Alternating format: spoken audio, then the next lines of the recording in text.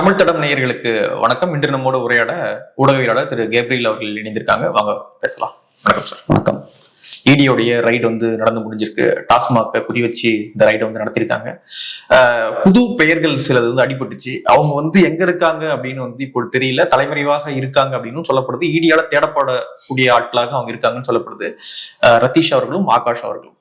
இப்பொழுது இந்த இடியோடைய இந்த விசாரணை அப்படின்றது திமுகவுடைய முதல் குடும்பத்தை நெருங்குது அப்படின்னு சொல்றாங்க. இந்த இடியோடைய இந்த விசாரணை எப்படி பாக்குறீங்க? அதான் நீங்க சொன்ன மாதிரி இப்ப புது பெயர்கள் அடிப்படுதுன்னு சொன்னீங்க இல்லையா? சோ அதுதான் ரொம்ப முக்கியமான விஷயம். ஏன் அதை நான் முக்கியமான விஷயம் சொல்றேன்னா, அந்த புது பெயர்கள் முக்கியமான திமுக தலைவர்களோட கனெக்ட் ஆயிருக்காங்க. இப்ப ரித்தீஷ் அவர்கள் பார்த்தோம்னா உதயநிதி அவர்களோட கனெக்ட் ஆயிருக்காரு. அப்புறம் ரித்தீஷ் டாஸ்மாக் எம்டி விசாகன் அவர்களோட அவரு கனெக்ட் ஆயிருக்காரு. சோ இப்ப இந்த புது கேரக்டர் பார்த்தோம்னா உதயநிதி அவர்களோட க்ளோஸா கனெக்ட் ஆயிருக்காரு. அதே மாதிரி ஆகாஷ் பாஸ்கர்னு எடுத்துக்கிட்டோம்னா அவரும் ஸ்டாலின் அவர்களோட கனெக்ட் ஆகிறாரு.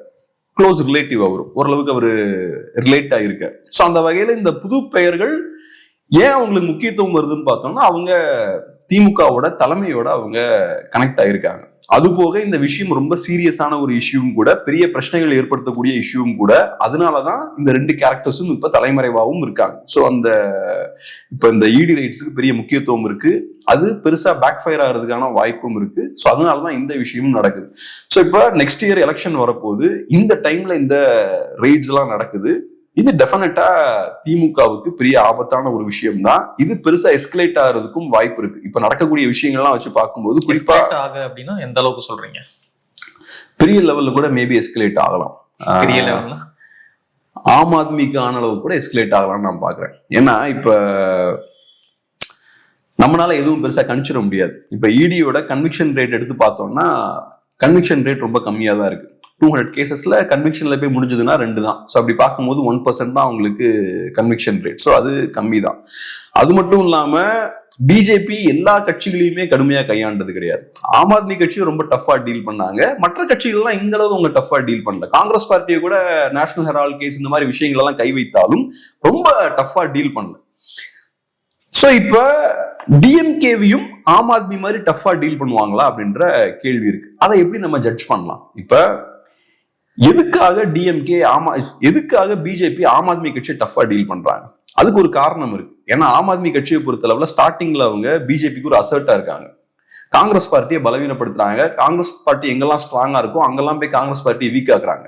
டெல்லியா இருக்கலாம், பஞ்சாபா இருக்கலாம், இங்கெல்லாம் அந்த விஷயத்த பண்றாங்க. சோ அப்படி இருக்கும்போது பிஜேபி எதிர்ப்பு வாக்குகளை அவங்க ஸ்பிளிட் பண்றாங்க. அந்த வகையில ஆம் ஆத்மி கட்சி பிஜேபிக்கு அசர்ட்டா இருந்தாங்க. அப்புறம் ஒரு பாயிண்ட்டுக்கு அப்புறம் என்ன ஆகுது, குஜராத்ல கால் வைக்கிறாங்க, குஜராத்ல க்ரோ ஆகுறாங்க, 10% ஓட்ஸை குஜராத்ல அசம்பிளில அச்சீவ் பண்றாங்க. இதை எப்படி பிஜேபி அக்செப்ட் பண்ணுவாங்க? குஜராத் யாரோட இடம்? மோடி அவர்களோட ஹோம் பிக்சர். கம்ப்ளீட் கண்ட்ரோல்ல பிஜேபியும் மோடி அவர்களும் குஜராத்தை வச்சிருக்காங்க. இன்னைக்கு வரைக்கும் குஜராத் மோடி அவர்களோட கிரிப்ல இருக்கக்கூடிய ஒரு ஸ்டேட் தான். அங்க சிஎம்லாம் இருந்தாலும் நிறைய பேருக்கு தெரியாது சிஎம் யாருன்னு. கம்ப்ளீட் கண்ட்ரோல்ல மோடி வச்சிருக்காரு. அங்க போறாங்க. காங்கிரஸ் பார்ட்டி 2 ஸ்டேட்ல காலி பண்ணிட்டு அடுத்தது ஆம் ஆத்மி அங்க போகுது. சோ அப்ப ஆம் ஆத்மியை டஃபா டீல் பண்ணும் அப்படின்ற ஒரு இடத்துக்கு வராங்க. சோ மற்ற கட்சிகளை விட பாஜக ஆம் ஆத்மி கட்சியை டஃபா டீல் பண்றாங்கன்னா அதுக்கான ஒரு தேவை இருக்கு. ஆனா அதுக்கான இடத்தையும் ஆம் ஆத்மி கொடுத்துருக்காங்க இல்லையா? சோ அதையும் நம்ம பார்க்கணும்ல. நம்ம ஊழல் எதிர்க்கிறோம் அப்படின்னு சொல்லிட்டு அதை பண்ணும்பொழுது டஃபா டீல் பண்ண. நான் ஒரு விஷயம் நான் உங்களுக்கு சொல்றேன். ஒண்ணு, பிஜேபி நேர்மையான கட்சி கிடையாது. ஓகேவா? அவங்க இடியை பெர்ஃபெக்டா நியாயமா தான் யூஸ் பண்ணுவாங்கன்னா அதுவும் கிடையாது. இது பிஜேபி மட்டும் கிடையாது, காங்கிரஸும் அப்படிதான். சிபிஐ காங்கிரஸ் எப்படி யூஸ் பண்ணாங்க? சிபிஐ காங்கிரஸோட கூட்டுக்கிளியா இருக்குன்னு விமர்சனம் வைக்கப்பட்டது. காங்கிரஸ் பியூரோ ஆஃப் இன்வெஸ்டிகேஷன் சொன்னாங்க. ஏன்னா எதிரிகள் மேலலாம் காங்கிரஸ் பார்ட்டி சிபிஐ ஏவுனாங்க. சோ கவர்மெண்ட் ஏஜென்சிஸ அதிகாரத்தில் இருக்கக்கூடிய எல்லாருமே மிஸ்யூஸ் தான் பண்ணிருக்காங்க. அந்த வகையில பிஜேபியும் இப்ப மிஸ்யூஸ் தான் நிறைய நேரங்கள்ல பண்றாங்க. அதுக்கு நிறைய ப்ரூஃப் இருக்கு. எதிர்கட்சிகள் இருக்கக்கூடிய முக்கியமான தலைவர்களை டார்கெட் பண்றாங்க. அந்த முக்கியமான தலைவர்கள்லாம் பிஜேபியில போய் சேரும் போது அவங்களோட கைகள்லாம் சுத்தமாயிருது. இடியோட பார்வையும் அவங்க கிட்ட இருந்து திரும்பிடுது. சோ இதெல்லாம் வச்சு பார்க்கும்போது பிஜேபி அதை யூஸ் தான் டெஃபினட்டா பண்றாங்க. இப்போ உங்க ஆர்குமெண்ட் என்ன, ஆம் ஆத்மி கட்சி கரெக்டா தானே இருக்குன்னு சொல்றீங்க. நான் அடிச்சு சொல்லுவேன், மற்ற ரீஜனல் பார்ட்டிஸ் அளவுக்கு ஆம் ஆத்மி கட்சி கரப்ட் கிடையாது. இந்தியாவில் இருக்கக்கூடிய மற்ற ரீஜனல் ஸ்டேட் பார்ட்டிஸ் இருக்காங்கல்ல, ட்ரெடிஷனலா 30-40 இயர்ஸ் இருக்காங்கல்ல, அவங்கள விட ஆம் ஆத்மி கண்டிப்பா கரப்ட் கிடையாது. இங்க இருக்கக்கூடிய திராவிட கட்சிகளை விட ஒன்னும் ஆம் ஆத்மி கட்சி கரப்ட் கிடையாது. அப்படி இருக்கும்போது ஸ்பெசிபிக்கா நீங்க அவங்களை டார்கெட் பண்றீங்கன்னா, கரப்ஷன்றதை தாண்டி அவன் உங்க எதிரியா இருக்கான், அவன் உங்களோட நெஞ்சில கை வைக்கிறான், உங்களோட ஹார்ட்டுக்கு வந்து நிக்கிறான், அவன் உங்களோட பவர் சென்டருக்கு வரான். சோ அதனால நீங்க அவனை கை வைக்கிறீங்க. இப்ப கேள்வி என்னன்னா, அந்த மாதிரி டீல் பண்ண வேண்டிய தேவை இங்க தமிழ்நாட்டுல இருக்கா அப்படின்றதுதான் கேள்வி. ஏதோ ஒரு வகையில திமுகவும் இன்னைக்கு பாஜகவுக்கு பெரிய பிரச்சனையா மாறி நிக்கிறாங்களா அப்படின்றதுதான் ஒரு கேள்வி. ஒரு வகையில பார்க்கும்போது ஆமா. ஏன்னா இப்ப 24ல பாஜக எதிர்பார்த்த மாதிரி நேஷனல் லெவல்ல பெர்ஃபார்ம் பண்ண முடியல. 24ல பாஜகவோட ஸ்டாண்ட் என்னன்னா, தமிழ்நாட்டுல நம்ம ஒரு சீட் கிடைக்கலாம்னு பரவாயில்ல, நம்ம நார்த்தை வச்சு பேலன்ஸ் பண்ணிக்கலாம், 4 சீட் அப்படின்னு. ஆமா, நம்ம நார்த்ல ஸ்வீப் பண்ணிக்கலாம், தமிழ்நாடு நமக்கு கவலையே இல்லை அப்படின்னு நினைச்சாங்க. ஆனா இப்ப தமிழ்நாடு இப்ப தேவை அவங்களுக்கு. ஏன்னா 24ல எதிர்பார்த்த மாதிரி சீட்ஸ் கிடைக்கல. அப்ப 29ல பாஜக ஜெயிக்கணும்னா தமிழ்நாடு ரொம்ப அவசியம். ஏன்னா தமிழ்நாடு சும்மா நார்த் ஈஸ்ட்ல இருக்க மாதிரி சின்ன ஸ்டேட் கிடையாது. தமிழ்நாடு ஒரு பெரிய ஸ்டேட், 40 சீட்ஸ் இருக்கு. தமிழ்நாடு நீங்க ஃபுல்லா ஃபோக்கஸ் பண்ணீங்கன்னா, டிஎம்கேவை கிரஷ் பண்ணிட்டு தமிழ்நாடு ஃபுல்லா ஃபோக்கஸ் பண்ணீங்கன்னா நீங்க 30 சீட்ஸ் ஜெயிக்கலாம் தமிழ்நாட்டுல. அது பெரிய நம்பர். சோ உங்களுக்கு நார்த்ல நம்பர்ஸ் கம்மியாகும் போது தமிழ்நாடு உங்களுக்கு ரொம்ப அவசியம். அப்படி இருக்கும்போது 26ல நீங்க டிஎம்கேவை பலவீனப்படுத்த வேண்டிய தேவை உங்களுக்கு இருக்கு. சோ அதனால ஆம் ஆத்மியை டஃபா டீல் பண்ண அளவுக்கு டீல் பண்ண வேண்டிய தேவை இருக்கான்னு தெரியல. ஆனா டெஃபினட்டா டிஎம்கேவை பலவீனப்படுத்த வேண்டிய தேவை பாஜகவுக்கு இருக்கு. சோ அதனால கடுமையா கையாளலாம், அதுக்கான வாய்ப்புகள் நிறைய இருக்கு. அதுக்கான பிள்ளையார் சொல்லி தான் இந்த ரைடுன்னு பாக்குறீங்களா? கண்டிப்பா. ஏன்னா இப்ப ஒன்னும் ஊழல் ஒண்ணு இன்னைக்கு நேற்று அந்த விஷயம் கிடையாதுங்க. தமிழ்நாட்டுல பல ஆண்டுகளா இருக்கு. அதுவும் டாஸ்மார்க்கும் எப்படி நடக்குதுன்னு உங்களுக்கு தெரியும். ஸோ இன்னைக்கு ஸ்பெசிஃபிக்கா வந்து கழுத்துல கயிறு டைட் பண்றாங்கன்னா இன்னைக்கு ஸ்பெசிஃபிக்கா அவங்களுக்கு அந்த தேவை இருக்கு. ஸோ அதுவும் கரெக்டா முக்கியமான ஆட்களை வந்து குறி வைக்கிறாங்க. குறி வச்சு அவங்க சீரியஸா தான் அதை டீல் பண்றாங்க. இப்ப நான் சொன்னது மாதிரி இடிக்கு கன்விக்ஷன் ரேட் ரொம்ப குறைவு. ஆனா கன்விக்ஷன்ல போய் முடியணும்னு அவசியம் கிடையாது. டிஎம்கேவுக்கு டேமேஜ் ஏற்படுத்த கன்விக்ஷன்ல போய் தான் முடியணும்னு அவசியம் கிடையாது. ஆம் ஆத்மிக்கு பண்ண மாதிரி சில ஹை ப்ரொஃபைல் அரஸ்ட்கள்லாம் இருந்தாலே கட்சியோட நேம் அது ஹெவியா டேமேஜ் பண்ணிடும். அதுவே போதுமானது. அதுதான் அவங்க பண்ண முயற்சி பண்ணுவாங்க. நான் இன்னொரு பாயிண்ட்டும் சொல்றேன்.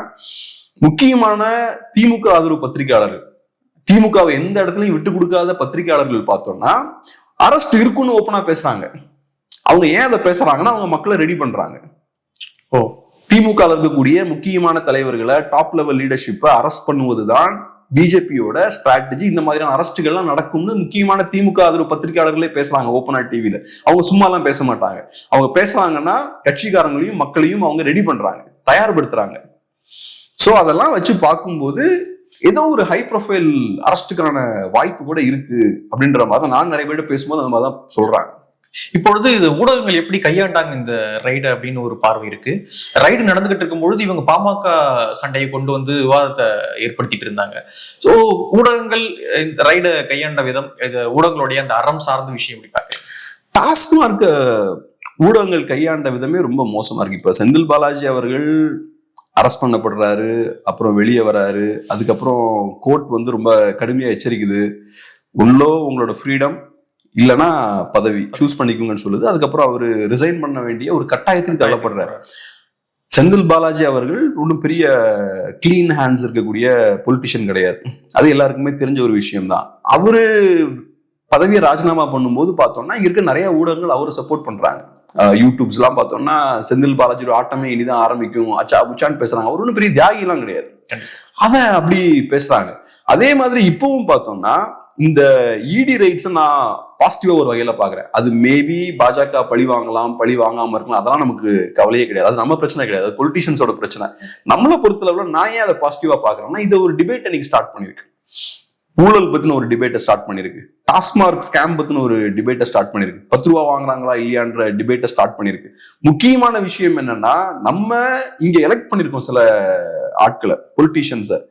இங்க கவர்மெண்ட் அபிஷியல்ஸ் எல்லாம் இருக்காங்க, அவங்கள தாண்டி பேக்ரவுண்ட்ல நண்பர்களும் உறவினர்களும் கண்ட்ரோல் பண்றாங்க. அவங்க டேர்ம்ஸை டிக்டேட் பண்றாங்க கீழே கிரவுண்ட்ல. அந்த டீடைல்ஸ் எல்லாம் வருது. சோ இப்ப நமக்கு தெரியுது ரியல் பவர் எங்க இருக்குன்ற விஷயங்கள்லாம் நமக்கு தெரியுது. சோ இதெல்லாம் இந்த ரெய்ட் நடக்கிறதுனாலதான் இந்த விஷயங்கள்லாம் வெளில வருது. சோ இதுதான் நமக்கு முக்கியம். நம்ம மக்கள் நம்ம நலன் சார்ந்துதான் பார்க்கணும். பத்திரிகையாளர்களும் மக்கள் நலன் சார்ந்துதான் விஷயங்களை பார்க்கணும்.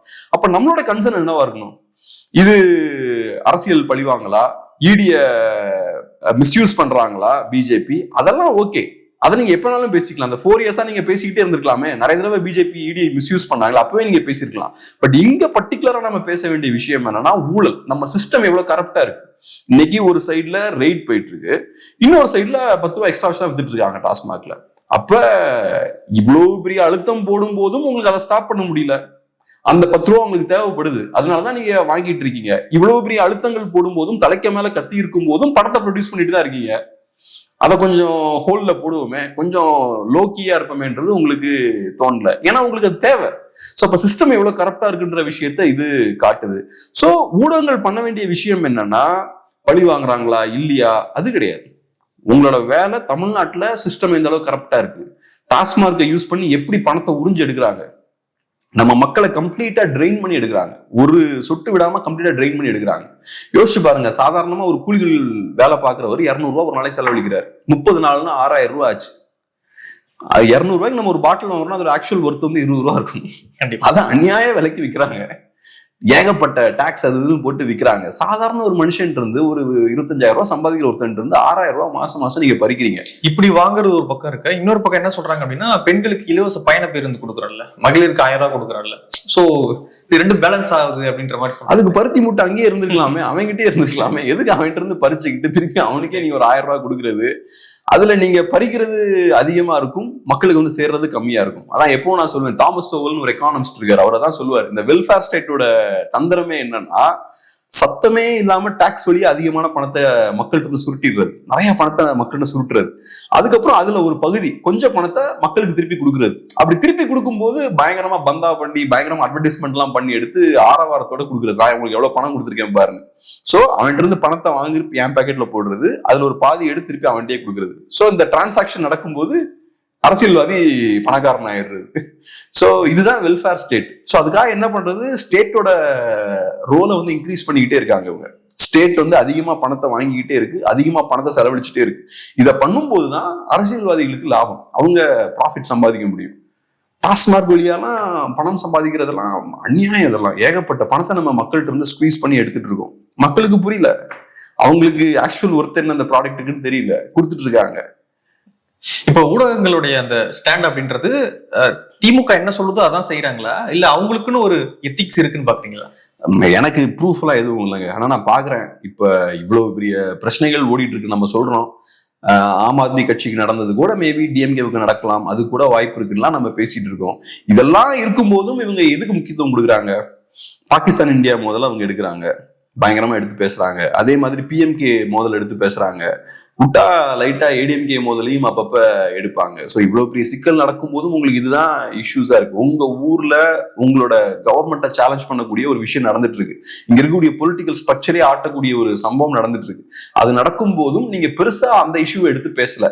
அதை எடுத்து 1-2 தொலைக்காட்சிகள் எடுத்து பேசினாலும் அவங்க எந்த ஆங்கிள் இருந்து அதை அணுகுறாங்கன்னா, இது பாஜக பழி வாங்குதா, இடியை மிஸ்யூஸ் பண்றாங்களா, அதை வரிசையா அந்த பழைய கதையே சொல்லிட்டு இருக்காங்க. 4 வருஷமா நீங்க பேசிக்கிட்டே தான் இருக்கீங்க அந்த கதையை.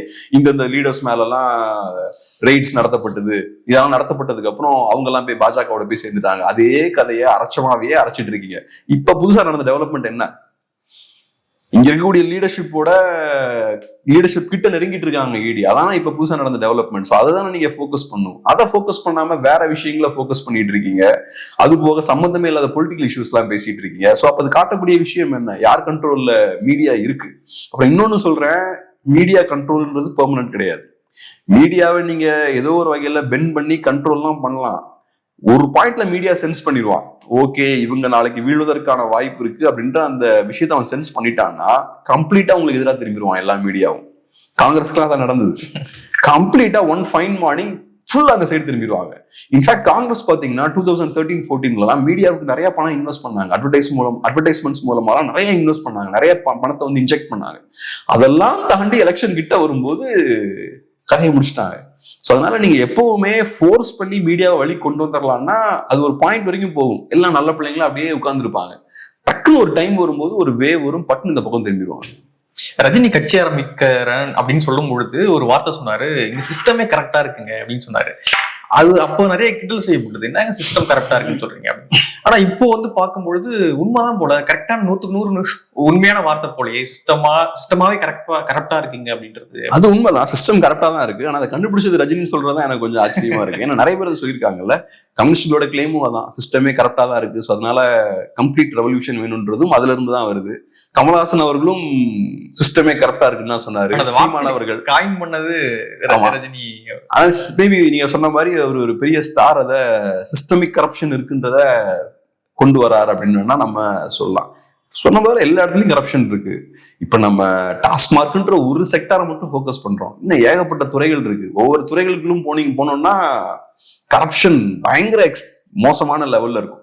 ஆனா இதுல முக்கியமான விஷயம் என்னன்னா, ஏன் அந்த குறிப்பா டாஸ்மாக் குறி வைக்கிறாங்கன்றதும் முக்கியமான ஒரு விஷயம். ஏன்னா அது வந்து தங்க முட்டை போடக்கூடிய ஒரு வார்த்தை. அதுல இருந்து ஏகப்பட்ட ரெவன்யூ ஜென்ரேட் ஆகுது. எலெக்ஷன் டைம்ல திமுகவுக்கு அது தேவை. இன்னைக்கு திமுகவை எடுத்துக்கிட்டோம்னா கம்ப்ளீட்டா பணத்தை நம்பி இருக்கக்கூடிய ஒரு கட்சி. பணம் இல்லைன்னா திமுக மெஷினே ஃபங்க்ஷன் ஆகாது, அந்த வண்டி நகராது. ஆட்களை கூட்டுறதுக்கு உங்களுக்கு காசு வேணும், ஓட்டுக்கு காசு, தலைவர்களுக்கு காசு, கீழே இருக்க ஆட்களுக்கு காசு, எல்லாமே பணம் தான். பணம் எல்லாம் வண்டி நகராது, ஐடியாலஜிலாம் பணம் தான். ஸோ அப்படி இருக்கும்போது நீங்க கரெக்டா எலெக்ஷனுக்கு முன்னாடி அவங்களோட அந்த கேஷ் கவை நீங்க கைப்பற்றியாச்சுன்னா திமுகவோட அந்த எலெக்ஷன் மெஷின், பொலிட்டிக்கல் மெஷினே நகர முடியாம ஆயிரும்ல. இன்னொரு விஷயமும் சோசியல் மீடியால நான் பார்த்தேன், என்னன்னா பராசக்தியில தொடங்கின திமுக பராசக்தியிலே வந்து முடிய, அதாவது பராசக்தி படம் ப்ரொடியூஸ் பண்ணவர் தான் இப்போ தலைமறைவா இருக்காரு. சோ பராசக்தியில தொடங்கி பராசக்தியிலே முடிய போகுது திமுக அப்படின்னு சொல்றாங்க. சோ டவுன்ஃபால் இருக்கா திமுகவுக்கு அப்படின்னு பாக்குறீங்க? மேல ஏறணும் எல்லாமே கீழே வந்து தான் சேரணும். What goes up comes down அப்படின்னு சொல்லுவாங்க. ஆனா என்ன பொறுத்தளவுல இது திமுகவோட வீழ்ச்சியை காட்டுது நான் பார்க்கல. இந்த பிரச்சனையெல்லாம் திமுக ஹேண்டில் பண்ணிடுவாங்க. சில அரெஸ்டுகளா இருக்கலாம், சில பிரச்சனைகளா இருக்கலாம், ரெய்ட்ஸா இருக்கலாம், இதெல்லாம் டெஃபினட்டா திமுக தாக்கு பிடிப்பாங்க. ஆர்டிபிஷியலா பாஜகவோட அழுத்தத்தால திமுகவை வீழ்த்த முடியாது. தமிழ் மக்கள் திமுகவுக்கு எதிராக திரும்பணும். தமிழ் மக்கள் மனதுல ஒரு சேஞ்ச் ஏற்படணும், இங்க சிஸ்டம்ல ஒரு மாற்றம் ஏற்படணும். அப்பதான் நீங்க திமுக வீழ்த்த முடியும். பாஜக அவங்களோட பொலிட்டிக்கல் தேவைகளுக்காக டெம்பரரியா ஒரு ப்ரெஷரை போடுறாங்க. இன்னைக்கு திமுக மேல போடுவாங்க, நாளைக்கு இன்னொரு கட்சி மேல போடுவாங்க, நேத்து ஆம் ஆத்மி மேல போட்டாங்க. சோ இது ஒரு டெம்பரரி ஃபேஸ் தான். பட் ஓவராலா நீங்க திமுக வீக் ஆயிட்டு இருக்கான்னு கேட்டீங்கன்னா ஓவராலா வீக் ஆயிட்டு இருக்கு. அது இன்னும் கொஞ்சம் கூட ஒரு லாங்கர் ப்ராசஸ். அது ஒரு சொசைட்டில ஒரு பொலிட்டிக்கல் சேஞ்ச் நடக்கும் இல்லையா, அந்த ப்ராசஸ் நடக்கும்போது திமுகவோட வீழ்ச்சி ஃபியூச்சர்ல ஏதோ ஒரு பாயிண்ட்ல ஏற்படலாம். எப்படி காங்கிரஸ் வீழ்ந்ததோ, எப்படி இங்க இருக்கக்கூடிய நிறைய பெரிய கட்சிகளா வீழ்ந்ததோ, கம்யூனிஸ்டுகள் வெஸ்ட் பெங்கால்ல வீழ்ந்தாங்களோ, அதே மாதிரி கண்டிப்பா ஒரு கட்சியா இருந்தா அதுக்கு ஒரு லைஃப் இருக்குங்க. அவங்க அப்படியே பவர்லயே எல்லாம் இருந்துகிட்டே இருக்க முடியாது. ஒரு பாயிண்ட்ல வேகமா வளருவாங்க, அதுக்கப்புறம் டவுன்ஃபால் ஸ்டார்ட் ஆயிரும். காங்கிரஸ் எல்லாம் இவ்வளவு நாள் கழிச்சு 100 சீட்ஸ் ஜெயிக்கிறதெல்லாம் ஆச்சரியமான விஷயம். 100 ஆண்டுகளுக்கு மேல பழமையான ஒரு கட்சி இன்னைக்கும் சீட்ஸ் வின் பண்றாங்கன்னா பெரிய விஷயம் தான். அந்த வகையில திமுகவுமே ஒரு ஆர்கனைசேஷனா டஃப்பான ஆர்கனைசேஷன் தான்.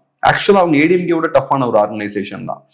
ஆனா இந்த விஷயத்த ஹேண்டில் பண்ணுவாங்க. பட் லாங் ரன்ல அவங்க அந்த பழைய ஸ்ட்ரென்த்லாம் இல்ல, ரொம்ப வீக் ஆயிட்டாங்க. இன்னைக்கு திமுக நல்லா பவர்ஃபுல்லான ஸ்பீக்கர்ஸ், சூப்பரான லீடர்ஸ்னா யார் இருக்கா, கரிஸ்மேட்டிக்கான லீடர்ஸ்னா யார் இருக்கா? ஒரு 40 இயர்ஸ் முன்னாடி எத்தனை லீடர்ஸ் இருந்தாங்க, இப்ப அதெல்லாம் இல்ல. அதே போல இன்டலெக்சுவல்ஸ்னா யார் இருக்கா, பெரிய அறிவுஜீவிகள், பெரிய எழுத்தாளர்கள், பவர்ஃபுல்லான பீப்புள்லாம் யாருமே இல்லை. அது காரணம் என்னன்னா, நல்ல லீடர்ஸ் எல்லாம் ப்ரொடியூஸ் பண்ணணும்னா உங்களுக்கு நல்ல ஐடியாலஜி இருக்கணும், நீங்க மக்களோட கனெக்ட் ஆயிருக்கணும். அப்பதானே மக்கள் பிரச்சனையெல்லாம் பேசும்போது லீடர்ஸ் எல்லாம் உருவாவாங்க. உங்களுக்கு மக்கள்கிட்டே கனெக்ஷன் இல்லை, நீங்க ஐசோலேட் ஆயிருக்கீங்க, வாரிசுகள் ஃபுல்லா மேல உட்காந்துருக்காங்க, கீழே இருந்து உருவாகக்கூடிய நல்ல தலைவர்களை கட்சியால உள்வாங்க முடியாது. ஏன்னா வாரிசுகளுக்கு அவங்களெல்லாம் பார்த்தா பயம் வந்துடும். நல்ல டேலண்ட் நாட்களை பார்த்தா வாரிசுகளுக்கு எல்லாம் பயம் வந்துடும். ஏன்னா அவங்க டேலண்ட்டை பேஸ் பண்ணி பவர்ல இல்லை. ஸோ இதெல்லாம் இருக்கிறனால கட்சி வீக் ஆகிட்டு தான் இருக்கு. இது ஒரு பாயிண்ட்ல டவுன்ஃபால்ல போய் தான் முடியும். நிறைய விஷயங்கள் விரிவாக கூட பகிர்ந்துக்கிட்டீங்க, ரொம்ப நன்றி. நன்றி.